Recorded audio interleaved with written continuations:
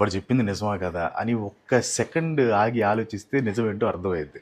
నన్ను కెలుక్కున్నావు అనుకో అన్న, నీ అసలైన నీతి, న్యాయం, నిజాయితీ, నీ వెనకాల నడుస్తున్న ఒక పెద్ద స్కీమ్లు, ప్లాన్లు అన్నీ నాకు తెలుసు, అన్నీ బయట పెట్టేస్తాను. ఏం జరిగింది, ఏం జరుగుతోంది, ఏం జరగబోతోంది నాకిప్పుడే తెలియాలి. నువ్వు బెట్టింగ్ యాప్స్ ప్రమోట్ చేస్తూ సిగ్గు లేకుండా జనాల్ని ఎక్స్ప్లాయిట్ చేస్తుంటే యూట్యూబ్ కమ్యూనిటీ మొత్తం నీ మీద విరుచుకుపడింది, నాన్ వేషణతో సహా. ఇప్పుడు ఈ టాపిక్ అవసరం ఉంటావా? యూట్యూబ్ కోర్స్ అని చెప్పి నువ్వు చాలా మోసాలు చేసావని చాలా వినపడుతుంది. అండ్ దాని సంగతి ఏంటో చూడమంటావా అన్న? అయ్యి బాబోయ్, అలా భయపెట్టకండి అంకుల్, ఏదో చిన్న పిల్లలు. ఈ ఆర్టికల్ 19(2) అనేది ఈ జోసెఫ్ కి అప్లై అవుతుందా లేదా అని మన కంట్రీ బ్రోని అడుగుదాం. నిజం చెప్పనా అబద్ధం చెప్పనా, అటు ఇటు కాగానే మధ్యలో చెప్పండి. అదే మెయిన్ గా చూడాల్సింది రావణ్ యూజ్ చేసిన చాయిస్ ఆఫ్ వర్డ్స్. ఇవి ఎవరికి గొడవలు పెట్టేలా కానీ, ఓకే, మతాల్ని రెచ్చగొట్టేలా కానీ, లేదా రెండు వర్గాల్ని వైలెన్స్ వైపు పుష్ చేసేలా కానీ లేవు ఆ పర్టికులర్ స్పీచ్ లో. అది మేం చెప్పాలి, నీకు నువ్వు అనేసుకుంటే సరిపోదు.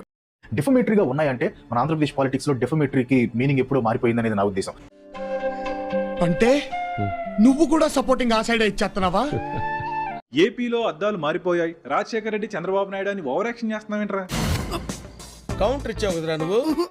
వాడు చెప్పింది నిజమా కదా అని ఒక్క సెకండ్ ఆగి ఆలోచిస్తే నిజమేంటో అర్థమైంది.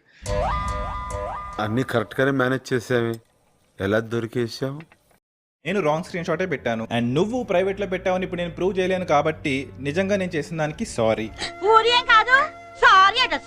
ప్రతి వాళ్ళు తప్పులు చేయడం సారీ అని చెప్పడం. ఎందుకు వీడి క్రెడిబిలిటీ కొట్టి అనవసరంగా వ్యూవర్షిప్ తగ్గించి వీడికి రెవెన్యూ తగ్గించి మళ్ళీ వీడిని ఇబ్బందుల్లో పెట్టడం అని చెప్పి.